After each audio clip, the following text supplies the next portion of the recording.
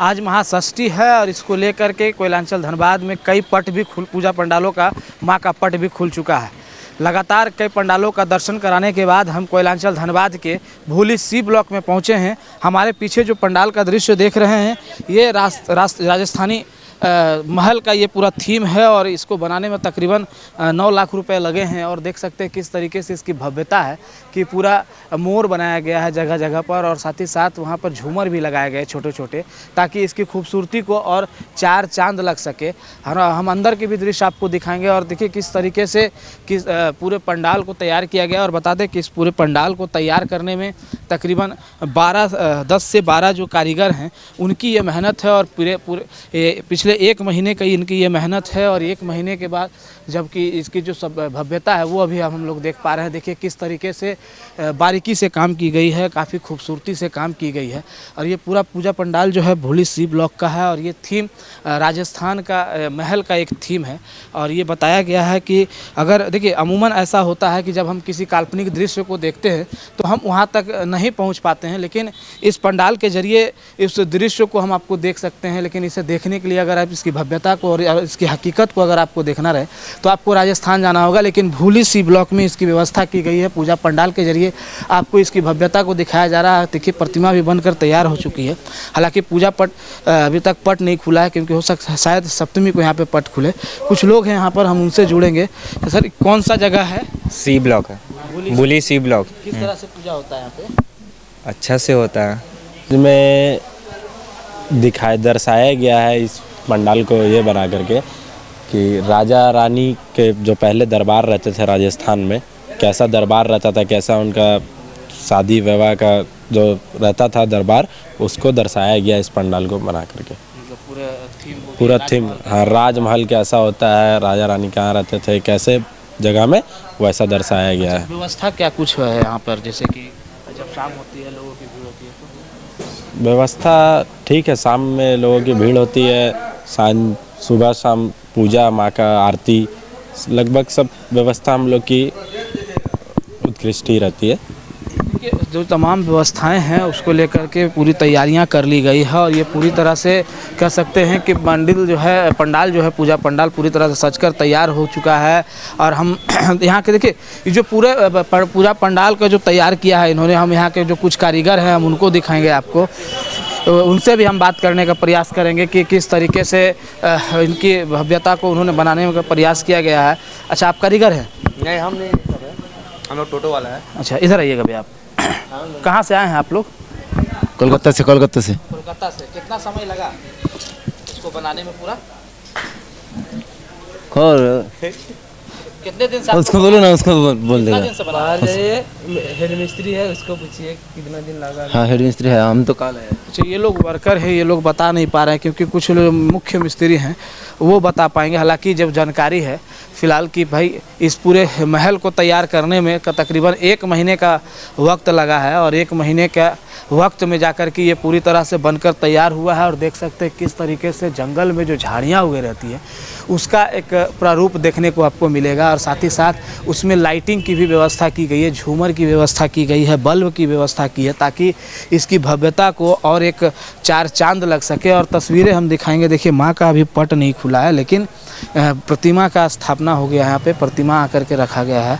लेकिन जब महासप्तमी जब प्रवेश करेगा तो यहाँ पर जो है कि प्रतिमा माँ का जो पट है वो खुल जाएगा। फिलहाल जो है दोनों समय पूजा अर्चना की जाती है, संध्या आरती भी होती है, सुबह में भी आरती होती है। और साथ ही साथ हम कुछ सदस्यों से भी यहाँ का जुड़ेंगे, उनसे भी जानने का प्रयास करेंगे। हालांकि काम लगातार देखिए जारी है और इसको मतलब फाइनल रूप देने में लगे हुए हैं सारे लोग कि पूरी तरह से इसको कंप्लीट कर दिया जाए। और हम तस्वीरें दिखाएंगे। देखिए किस तरीके से ये बैरिकेटिंग किया जा रहा है। ये इसलिए बैरिकेटिंग किया जा रहा है ताकि जो महिला और जो पुरुष है वो दोनों अलग अलग खेमे में रहे, ताकि किसी तरह का कोई परेशानियां ना हो। साथ ही साथ देखिए जिस तरीके से अक्सर आपको राजमहलों में ये देखने को मिल जाएगा कि जब आप प्रवेश करेंगे और उसका जो प्रवेश द्वार होता है उस प्रवेश द्वार में जैसे ही आप घुसिएगा उस प्रवेश द्वार के बाहर जो है कि कोई न कोई दरमान के रूप में रहते हैं। तो यहाँ पर इस महल में दरमान के रूप में देखिए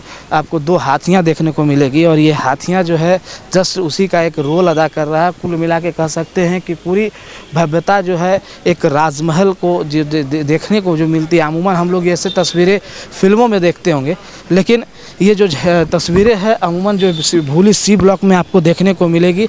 और इसके लिए आपको राजस्थान जाने की ज़रूरत नहीं है, बल्कि भूली सी ब्लॉक में ही इसकी पूरी व्यवस्था की गई है और पूजा पंडाल के जरिए व्यवस्था की गई है। हम सहयोगी अखिलेश से कहेंगे कि देखिए हमारे साथ कुछ कमेटी के लोग हैं, हम उनसे जानेंगे। सर, कितने दिनों का ये मेहनत है और क्या थीम है? ये थीम राजस्थानी महल पे आधारित है और तकरीबन ये पूजा जो है यहाँ 1979 से हो रहा है। और विशेष हर एक वर्ष तो हम लोग पंडाल देखते ही हैं किसी थीम पे। अब लगना चाहिए लोगों को कि रुक के कुछ देखें। पिछले वर्ष भी हमारा यहाँ बहुत बड़ा पंडाल बना था, बाहुबली के रूप में इसी पंडाल में पंडाल ही बना था। कितना लागत लगा? इस बार 9 लाख रुपए की लागत से बनाया गया है। कारीगर कहाँ के हैं? सब मेदिनीपुर कलकड़ा के कारीगर हैं, सभी बंगाल के कारीगर हैं। 1 महीने का पूरा मेहनत? 1 महीना नहीं, 2 महीना से कम। यहाँ से जो काम चल रहा फ्रेमिंग होने के 1 महीना, वो पहले से काम चल रहा था अंदर का जो और सब। और ये कोई थर्माकोल का बना हुआ नहीं है, इसको छूकर भी देखना है तो थर्माकोल कुछ भी नहीं है, थर्माकोल का एक भी काम नहीं है। काम किस चीज़ का है? ये बोर्ड का काम है, किसी भी बोर्ड का काम है। क्या ये फोम का है काम।